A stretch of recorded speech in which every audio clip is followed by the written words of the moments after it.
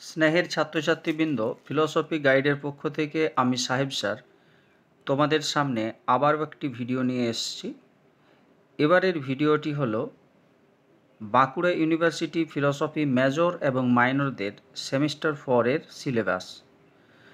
তোমরা যারা এবার সেমিস্টার 4 বিভিন্ন কলেজে ফিলসফি মেজর নিয়ে পড়াশোনা করছো, তাদের জন্য এই সিলেবাসটি জানা খুবই জরুরি। মাইনরদের ওয়েস্টার্ন এথিক্সে যে বিষয়গুলি রয়েছে সেখানে মোট 4খানা বিষয় রয়েছে, কিন্তু মেজরদের এই 4টার সঙ্গে আরেকটা বিষয়কে ইনক্লুড করা হয়েছে। আমি পুরো বিষয়টাই তোমাদের সামনে তুলে ধরছি, প্রত্যেকে কিন্তু বিষয়টিকে দেখো এবং বন্ধুদের মধ্যে শেয়ার করে দিও।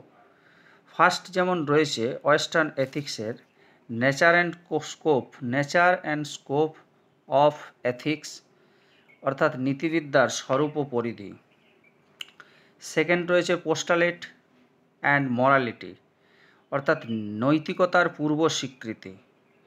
3 নম্বর রয়েছে নর্মাটিভ থিওরিজ, অর্থাৎ আদর্শনিষ্ঠ কতকগুলি তত্ত্ব, তার মধ্যে যেমন ইগোইজম অহংবাদ, হেডোনিজম সুখবাদ, গ্রোস আল্টারিটিজম সংযত উপযোগবাদ, অসংযত উপযোগবাদ। তারপর রয়েছে অ্যাক্ট ডিওনটোলজি, সেখানে রয়েছে কি যে নীতি কর্তব্যবাদ, কর্ম কর্তব্যবাদ। তারপর রয়েছে সাধারণ উপযোগবাদ, তারপর রয়েছে নীতি উপযোগবাদ এবং রয়েছে কান্টের নৈতিক তত্ত্ব। এই তত্ত্বগুলি তোমাদেরকে জানতে হবে।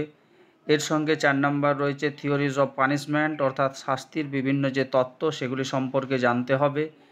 ওয়েস্টার্ন এথিক্সের এই 4 পর্যন্ত বিষয়টা কিন্তু যারা মাইনর তাদের জন্য, কিন্তু মেজর যখনই হয়ে যাচ্ছ তখনই তাদেরকে আরেকটা বিষয় এটার সঙ্গে জেনে নেওয়া দরকার। সেটি হলো যে ওই প্লেটো এবং অ্যারিস্টটলের সততার নীতি, এই জায়গাটাও তোমাদেরকে মেজরদেরকে লক্ষ্য রাখতে হবে। সুতরাং পুরো বিষয়টা তোমরা ভালো করে দেখে নাও এবং তোমাদের যে প্রশ্নের যে সিস্টেম তোমরা বিগত সেমিস্টারগুলিতে দিয়েছো, সব একই ধরনের প্রশ্নপত্র হবে।